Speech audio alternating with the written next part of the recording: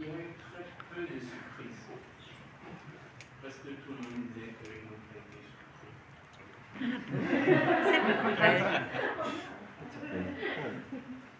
Néanmoins, bon, on a insisté, on a eu quelques surprises. Et la première, c'est celle de l'AFD.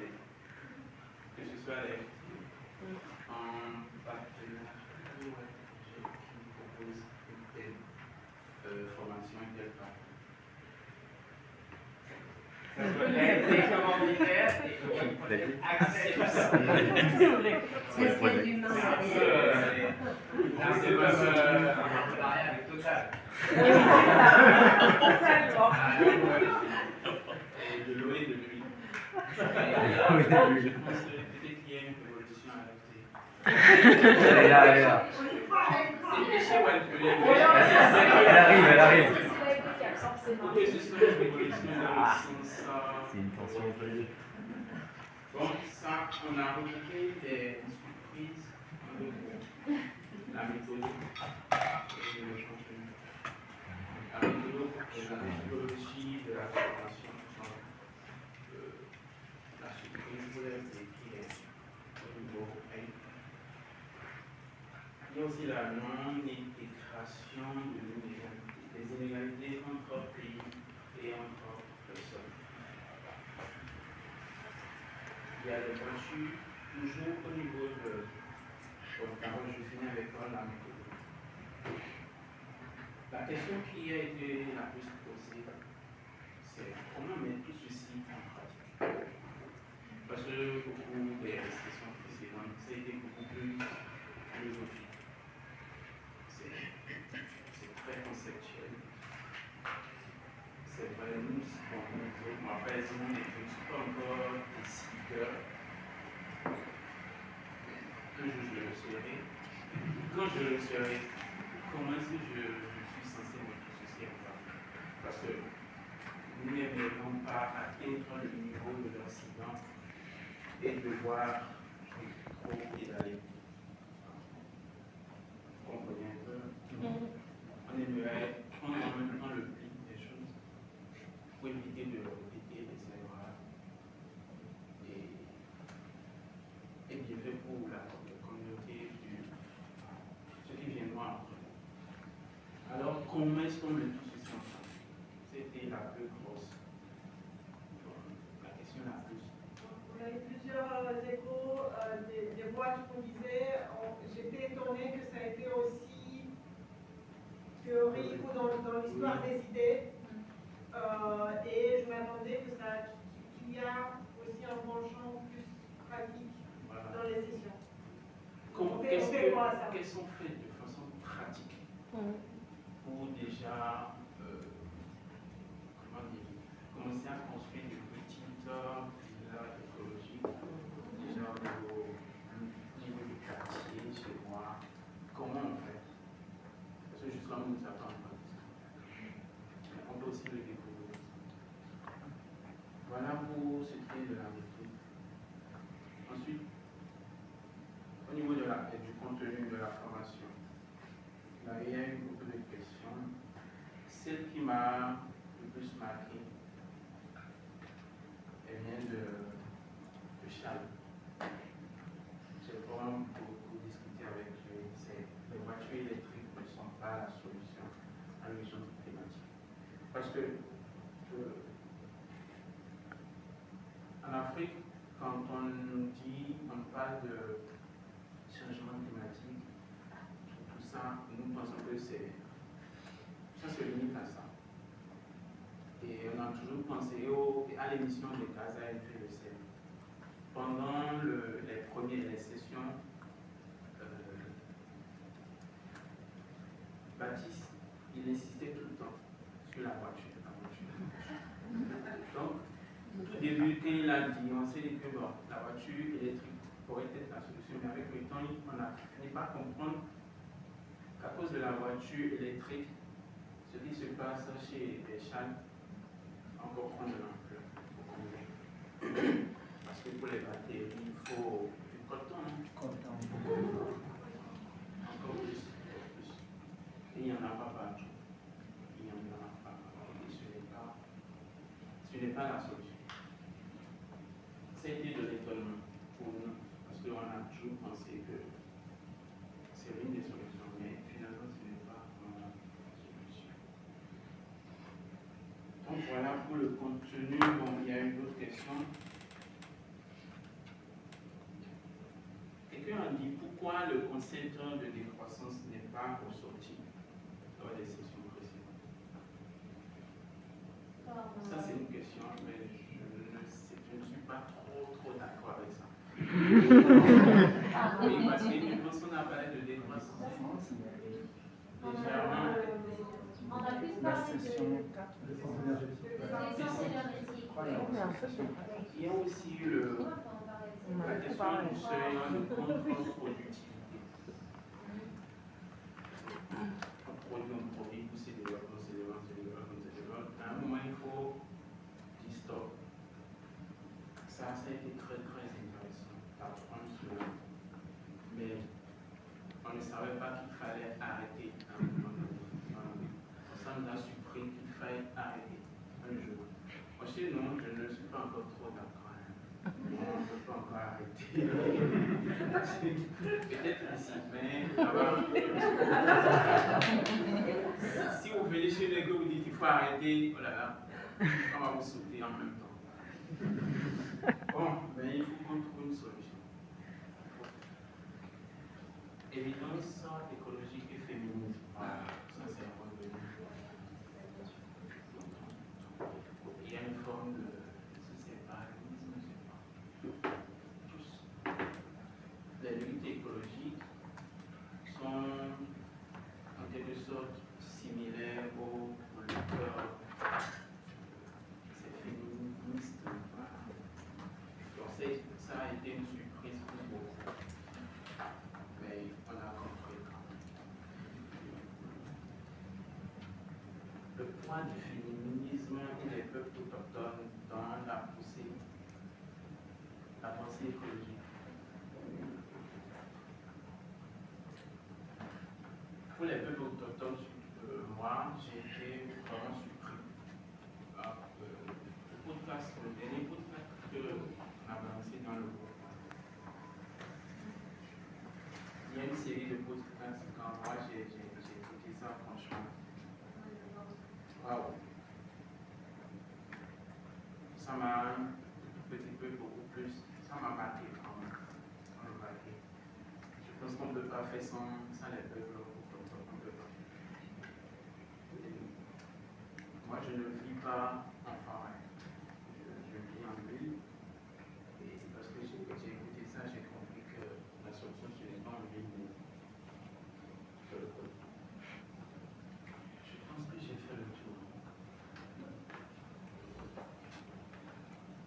Il y a peut-être un truc, effectivement, sur le contenu, à part comme a dit Mawena, il y a peut-être des gens qui étaient plus ou moins surpris. On s'est beaucoup interrogé sur la notion de surprise. En fait, on a totalement déconstruit la question.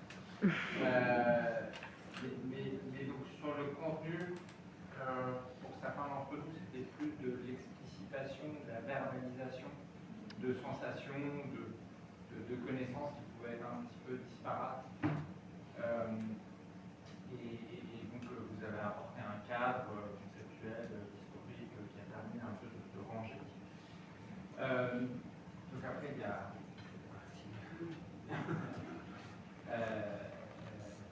voilà, étant donné stratégique de la et la commission de web. Et après, alors, on a eu beaucoup de discussions aussi sur quelque chose qui nous a surpris, etc. C'est sur la manière que vous avez de vous présenter, où il y a une très forte imbrication des disciplines qui parfois interprètent dans le sens où on n'a pas une grille de lecture assez évidente. Et donc c'est très dense, très touffu, et c'est assez difficile lorsqu'on est versé, biberonné sur des cadres méthodologiques assez linéaire et monodisciplinaire, de s'y retrouver, parce qu'on mélange des concepts philosophiques, anthropologiques, historiques. L'ouvrage d'Amita aussi, ça. Voilà, l'ouvrage d'Amita est un peu pareil. Il y a une considération technique, éthique, voire morale, qui questionne aussi. Est-ce que. Mais donc voilà, le côté mélange des genres n'est pas forcément évident à gérer et à digérer. C'est un peu dans le gros diabète, mais il y a rajouté des trucs. Après, on n'était pas tous face à ça a suscité du débat. Ça avance dans le groupe et aussi en venant à la rencontre de chacun sur ces différentes notions.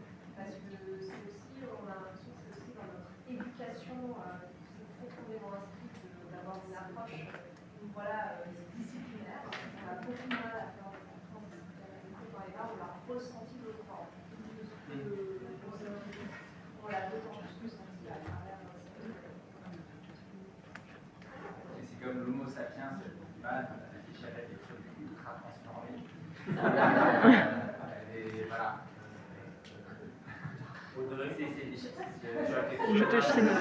Non, c'est bon. Ouais, c'est on n'est pas du tout quoi. Est-ce qu'on va se poser des questions pour répondre à cette question quand même? Je pense que pour répondre en 2 minutes, sur certains trucs, il y en a plein qui se choquent. D'abord, merci pour ces retours-là, pour nous c'est précieux. Tout ça est un peu expérimental quand même, donc il n'était pas. Et on trouve que le dispositif qu'on a mis en place, même si on est super content de la collaboration et tout, c'est quand même trop descendant, je pense, depuis janvier. Vous voyez 3 Gugus qui monologuent. C'est quand même, il y a un truc qui est On le fait depuis ici. D'autres salles à côté. Ah, ouais. Je reconnais peut-être. Donc c'est super précieux pour nous d'avoir ces retours, merci, c'est génial. Sur l'attente, sur qu'est-ce qu'on fait concrètement, il y a des éléments de réponse hyper courts de mon côté. Le premier, c'est que la commande de l'AFD, c'était une initiation aux pensées de l'écologie au départ. Et donc nous on avait dit, super génial, mais on ne peut pas prendre tout d'un coup parler à des gens qui ont la culture du projet que de choses théoriques, donc on exige qu'il y ait une partie pratique sur tout le deuxième semestre, enfin on exige, on propose, on a envie qu'il y ait voilà, qu'on parle de post-développement, concrètement comment on fait autrement du projet.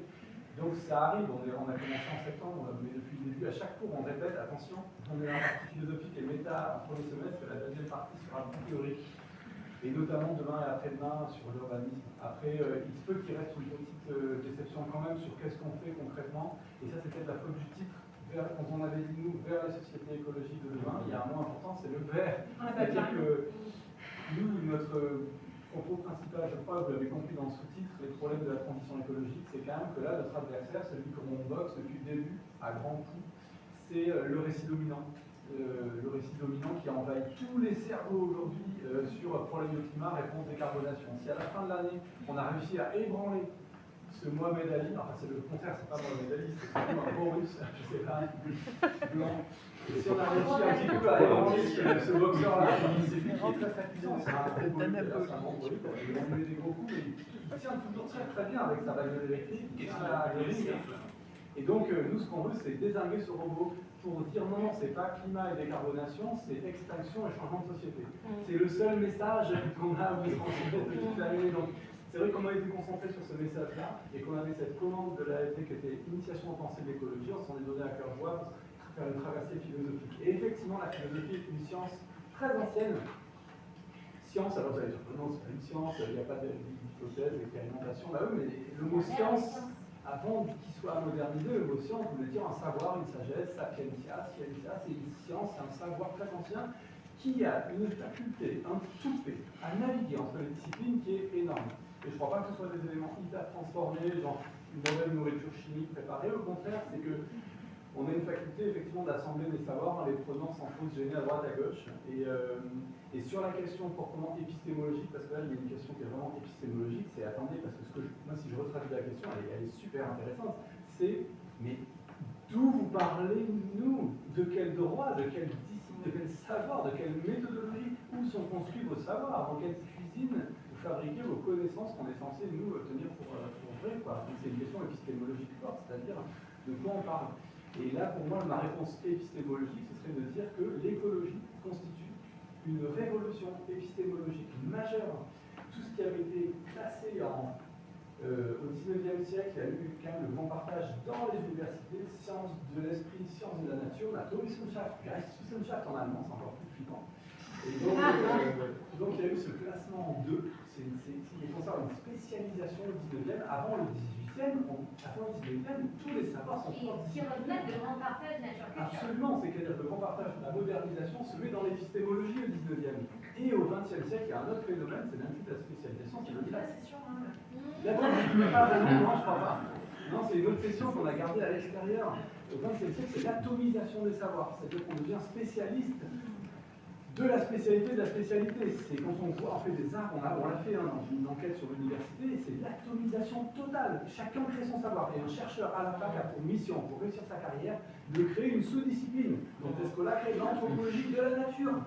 Et après, à partir de là, il va rayonner avec son trait carré, et chacun se déplace avec son territoire comme une jambe juste comme ça. Et chacun son territoire épistémologique comme ça. Donc il passe sa vie à définir. Et donc l'écologie, c'est le contraire. C'est de dire, on est dans une crise épistémologique énorme. Et donc, effectivement, ce que vous ressentez de flou, c'est que, effectivement, il y a de la scientificité dans notre discours, mais pas celle habituelle et rassurante des trucs hyper carrés et analytiques. C'est qu'on navigue dans cette discipline, mais on le revendique vraiment à mort. On a sûrement encore du travail à faire pour le formaliser parfaitement, mais néanmoins, on a quand même écrit un livre sur ça avec Marin qui s'appelle « Mais qui enseigne l'écologie ?», qui résulte de 3 ans d'enquête à l'université sur justement comment l'écologie modifie l'ordre des savoirs à la fac aujourd'hui. On l'a tenu extérieur à toute cette formation, mais il y a tout un livre qui existe là-dessus qu'on a publié au mois de mai dernier. Donc, Mais qui enseigne l'écologie, ça montre des nouvelles cartographies des savoirs, comment et ça montre aussi, ça dépiote, je m'arrête là, mais ça dépiote dans les savoirs établis actuels avec la fameuse hiérarchie des savoirs d'Auguste Comte, très très important. Auguste Comte, c'est le secrétaire, vous vous rappelez, du Saint-Simonien, enfin du fondateur du Saint-Simonisme. Et c'est Gugus-là qui ont la religion de la science et qui veulent donc maintenant imaginer que la société, avec sa religion de la science, vient apporter le bonheur et la paix à tout le monde en annexant l'Afrique et l'Orient à l'Occident, à ces gens-là. Saint-Simonisme, on vit dans le Saint-Simonisme, c'est un bâtiment Saint-Simonien ici, on habite toujours le Saint-Simonisme. Auguste Comte a inventé la hiérarchie des sciences. La science la plus noble, c'est les maths, après il y a la physique, après il y a la biologie, alors là, c'est un truc déjà de crevard, l'écologie on n'en parle même pas, la socio c'est pour les maths, et puis tout en bas il y a la littérature qui est plus science, ça ne sert à rien. Et donc, c'est quelle époque, c'est quelle date? Auguste Comte, ça doit être 1860, 50, 60. La hiérarchie des sciences d'Auguste Comte, elle habite tous les chercheurs dans leur invention.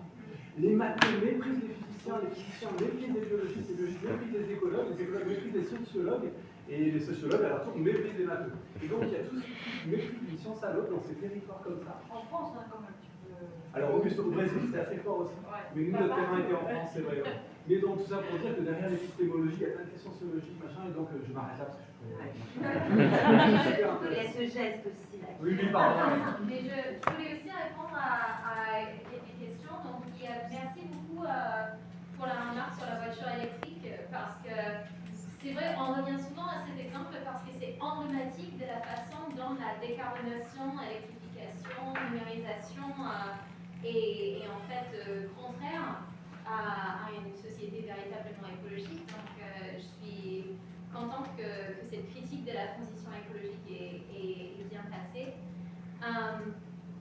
Mais du coup aussi une remarque sur peut-être la demande du concret et de solutions et de pistes pour procéder.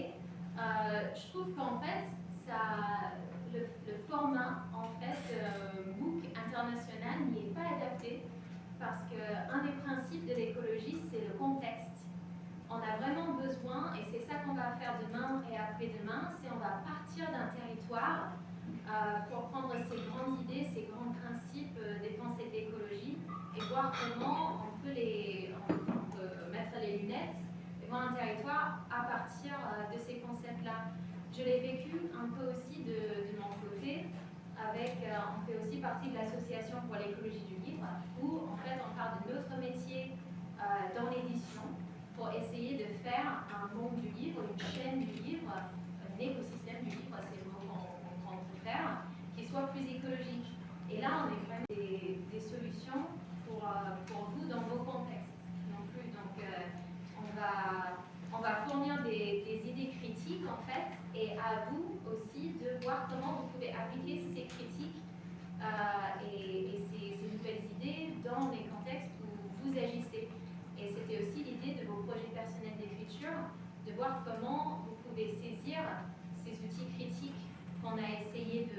apporter pour avoir un nouveau regard peut-être sur d'autres champs d'action.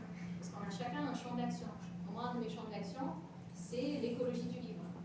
Je pars de là où je suis, je travaille sur un champ d'action où je peux agir. Une filière, voilà, ça peut être une filière, ça peut être un territoire, par exemple. Donc voilà, il y a ça, et donc j'espère que cette semaine, comme on disait, enfin, on va pouvoir partir dans le concret à partir d'un territoire, et que ça va vous apporter des outils que vous pouvez ramener dans vos territoires et peut-être appliquer sur place. Bon, pas du copier-coller, mais en tout cas de l'inspiration. Donc il y avait ça. Et puis, pourquoi on ne parle pas de décroissance? Alors, je crois qu'on a dû dire le mot à un moment quand même, mais en fait, on a un petit débat avec Baptiste qui préfère le terme descente énergétique. Et on n'a rien contre le terme décroissance. En fait, l'intérêt de parler de descente énergétique, au final, c'est que c'est plus concret, justement. Enfin, décroissance, ça vient un peu contrer cette idée de croissance économique qui est totalement, un concept totalement déraciné, qui est le PIB. Et décroissance, ça veut dire, on sous-entend décroître le PIB, mais ça reste quand même très flottant. Alors que si on dit descente énergétique, bah, ça revient en fait au métabolisme de nos sociétés. On va utiliser moins d'énergie. C'est moins idéologiquement. Oui, vous l'avez aussi expliqué, je trouve, en disant que finalement la décroissance aujourd'hui, elle est quand même du coup devenue une catégorie de pensée, et comme l'objectif c'est de naviguer, si vous vous enfermez dans un concept, ça ne marche pas. Oui, c'est Moi, c'est ce que j'ai retenu de ce que vous avez dit. Le groupe politique qui porte ces idées, c'est clairement nos amis, on est sur la même ligne, mais néanmoins c'est un concept négatif, comme a dit Georgia, et clivant, et sur lequel les gens vont dire ah, bah, il n'y a pas la croissance, alors on perd tout de suite l'auditoire, alors que descente énergétique, on parle effectivement d'infrastructure. Oui, mais tu parles d'un silo aussi, c'est que sur la question énergétique et pas sur la question de l'eau, des terres, etc. Avec le truc énergétique. Il y a peu de trucs aussi silotants que la descente, parce que si tu commences à baisser par 6 la consommation d'une société, tu touches à tous les silos derrière, tout bouge. Justement, tu dois te servir de l'eau comme force motrice, tu dois, enfin, ça bouge tout. Oui, mais on le bouge avec le point focal de la question de l'énergie, et elle est quand même. Et surtout, on a tendance à le bouger sur la question de l'énergie produite, oui, voilà, sous l'angle un peu du carbone, et donc en fait, on est directement. C'est pas la décarbonation pour la descente énergétique. Non, je sais bien, mais en fait. La décarbonation, parce qu'en fait, la décarbonation n'est pas une descente énergétique, c'est l'idée de rester au même niveau énergétique tout en allant vers des choses bas carbone. Bon, c'est un but qui est plus ou moins réalisable, mais qui est en fait pas souhaitable, parce qu'on va continuer. En fait, il faut de l'énergie pour bouger la matière. La quantité de matière aujourd'hui qui est déplacée par les humains est énorme en fait, et c'est ça qui détruit les écosystèmes, qui prive les gens de terres cultivables. Sans énergie, on ne peut pas faire ça. Alors en fait l'énergie c'est un point de départ pour dire quel choix on va faire. Mais demain matin on reprend un peu sur la descente énergétique. Donc, ça, non mais en fait, oui, moi j'ai une vraie question, c'est une question de fond à laquelle je ne réponds pas, mais je trouve qu'en effet, on peut regarder le monde de l'impact par le biais de l'énergie, et c'est en effet comme tu le dis, un truc qui est holistique, très vite holistique. Mais je me pose la question de la puissance que ça aurait de le faire par l'eau. Tu parles déjà du déplacement de la matière à travers l'énergie, mais il y a aussi ce côté statique que représente aujourd'hui l'intelligence artificielle, qui n'est pas du déplacement de matière, et pourtant ça va être une demande d'énergie. Alors si, parce que la tech, oui, d'accord, mais ce que je veux dire, c'est que ne serait-ce qu'un centre qui est déjà installé ne va plus bouger, mais il va susciter une demande d'énergie sur le long terme qui va être gigantesque. Mais cette énergie va déplacer de la matière, c'est du radium, c'est du pétrole, in fine, mais c'est aussi sur les quelque chose il y a des défis statiques aussi de l'énergie. Ouais. Mais pour moi, il y a les deux dimensions du statique et du mobile dans ce que représente aujourd'hui ce défi énorme, qui va être une demande d'énergie phénoménale. Il y a déjà qui est l'énergie pour balance, les machines. c'est un super sujet.